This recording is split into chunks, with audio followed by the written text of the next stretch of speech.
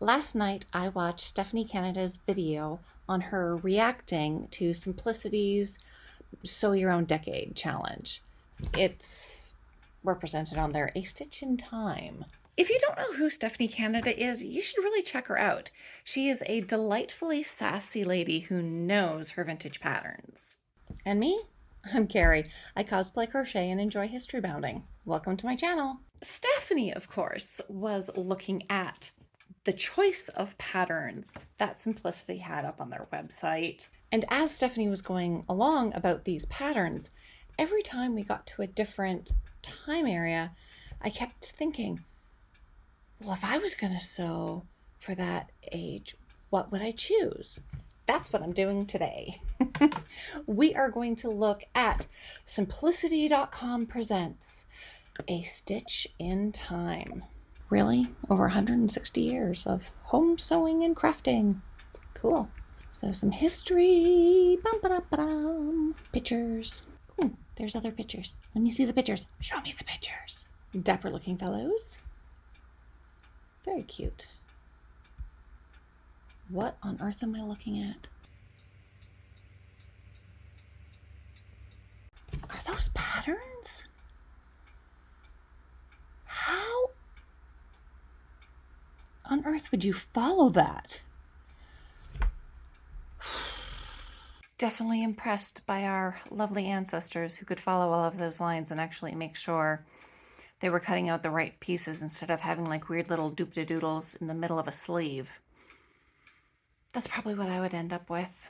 Some information about sewing machines. That's cool. Show me the patterns. Here we go. 1800 style. But I have that pattern. I have that pattern. I have that pattern. I'm pretty sure I have that pattern.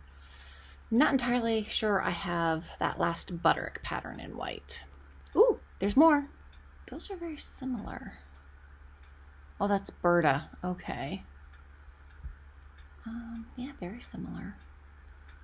Cascadey at the back. No Cascadies. Okay, so the Berta one is simpler, and that's the one I purchased. I'm not all about the ruffles and frills and that kind of thing. The basic shape of the dress I like.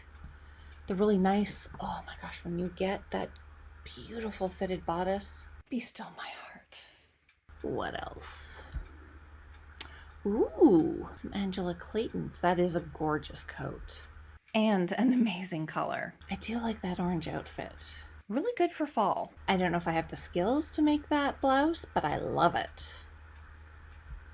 And if we look back here, come on, Carrie, be practical. What would you actually wear? Out of all these, which one would you choose that would be the most practical for you? Though I love the Gibson Girl look, it is, and the blouse. I love the blouses. It's a little flowy. I'm going to say the Angela Clayton skirt and blouse. Fine art. Ooh, okay. I've wanted to make kind of a fantail skirt. The buttons are just decorative on the skirt as it closes with snap and hook and bar, with snaps, hook, bar. I like it. I like it a lot. Okay. So I made my choice for that era. I hope this isn't going to be as painful for all of them. And a fashion glossary. I'll look at those later. The 1900s. Oh, more pictures. I do love the coats. Okay, let's see what you got. 1900s. And there's the white dress again. Okay. The suit. I mean, Angela Clayton's dress is gorgeous, don't get me wrong.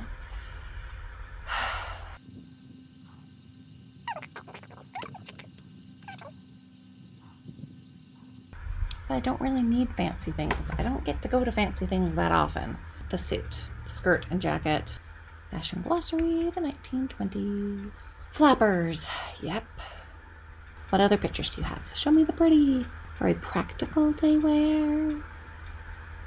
See, this is what you don't see a lot of the time, other than Miss Fisher. Miss Fisher, oh my gosh, the costumes on that show were amazing. Look at the colors. See, I like those nice, simple, everyday dresses. Very cute.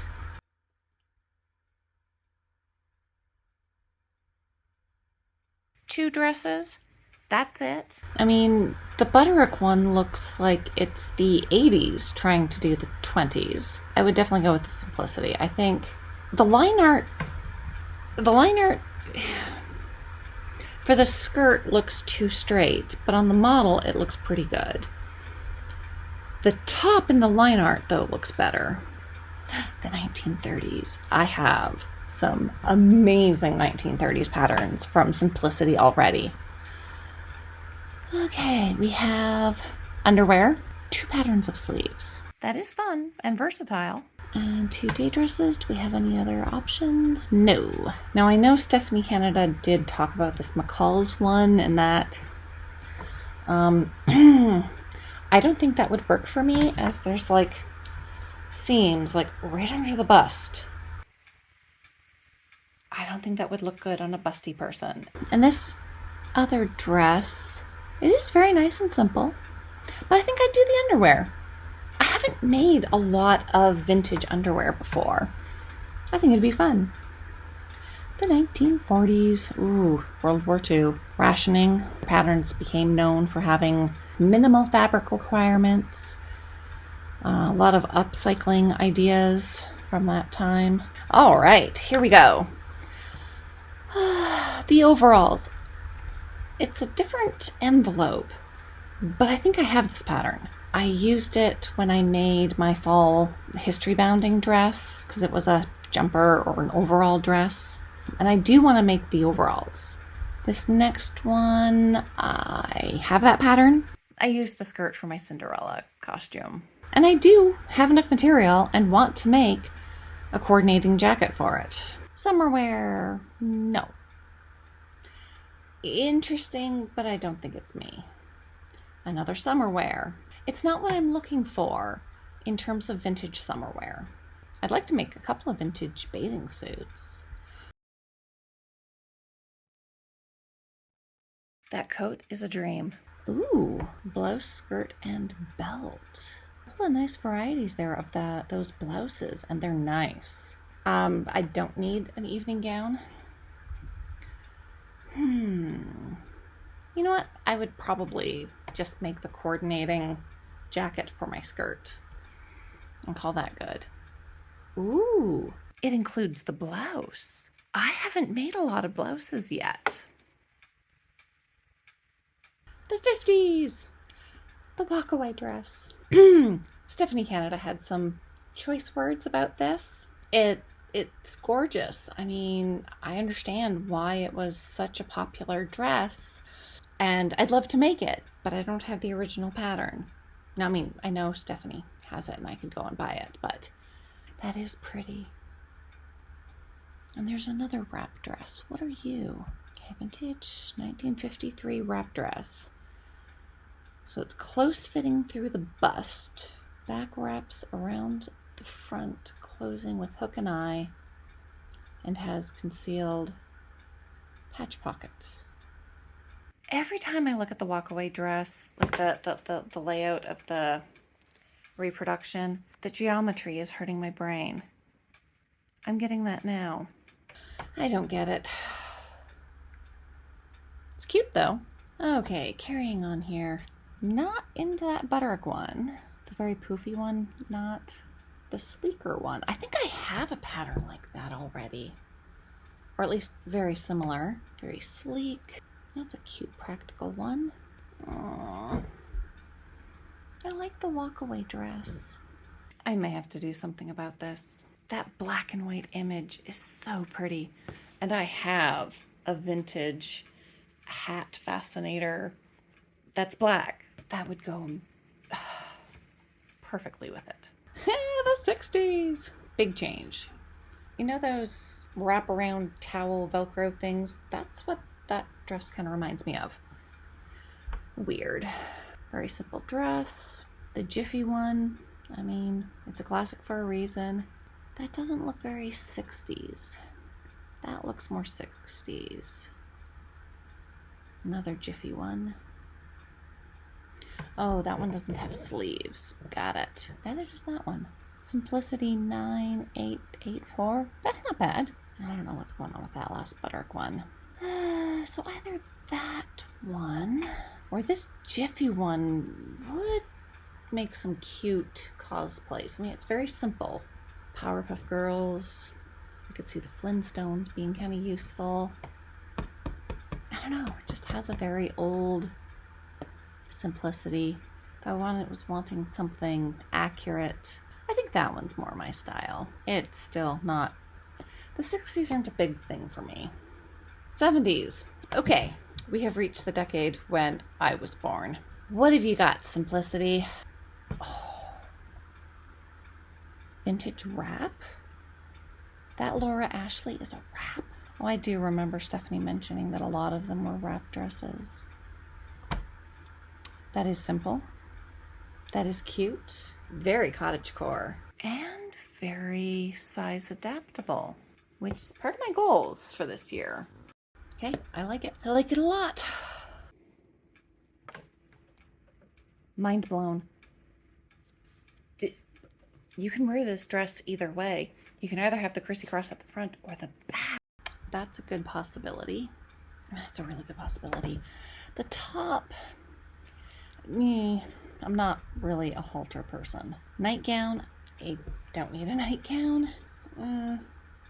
Okay. That McCall's is the 70s does Little House on the Prairie, which I was obsessed with as a kid. So it looks like there's top, skirt, and petticoat. 2 necklines. Yeah, that would be something I would make and wear. What else do you have, 70s? I don't really do jumpsuits.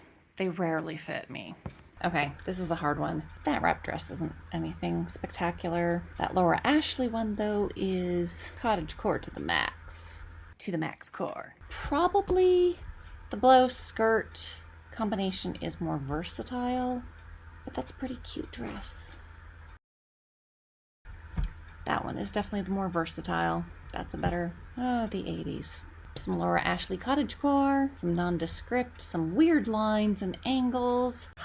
And there I am, right there. That was my dream look during the 80s. Didn't often have it, but I liked it. Jacket? I did have a bunch of jackets during the 80s. Again, something for people who don't have, jumpsuit. Oh, knit dress and jumpsuits. Wait a minute. This looks... Okay.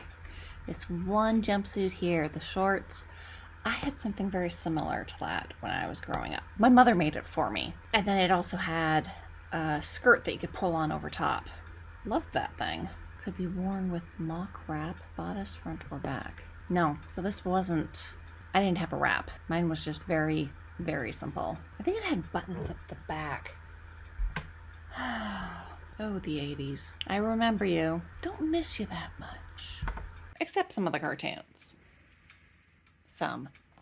The 90s. Okay. No. Not my style. No. Okay, I would have dressed like that in the 90s. Fair, but not now. Maybe. I like a good poofy sleeve, but I had tank tops like that in the 90s. Oh, they're calling it a corset? Really? Do you actually have structure in you? Yes, you have. Yeah. Yep, that's the 90s corset. 3 pieces of boning. They were not people wearing them, but the corsets. They were tank tops. That one is more interesting. They call it a bra top. Yes, those are pants. Those are baggy pants. Not thrilled with the waist, but that's a possibility. Yeah. And yes, I had one of those tops. Still have it. It doesn't fit very well anymore, but it's now costume stuff. And the cargo pants. Solid. Yes, definitely the bra top and pants. Do we have more? 2000s. Cute top. Princess seams, not bad. No, not for me. Don't think that would be the most flattering for me. Oh, there's more. Adaptive clothing. Yay! which may not last long because, I mean, goodness knows, they got rid of maternity patterns. I went looking for maternity patterns when I was pregnant. Couldn't find any. They don't make them anymore. The big four. You could still find some of the more independent off-brand ones, but... Okay, bodysuit. Very low cut in the back for me. Definitely not the jumpsuit. The shorts and pants. I've seen, yeah. I mean, I'm looking at two different pants and shorts.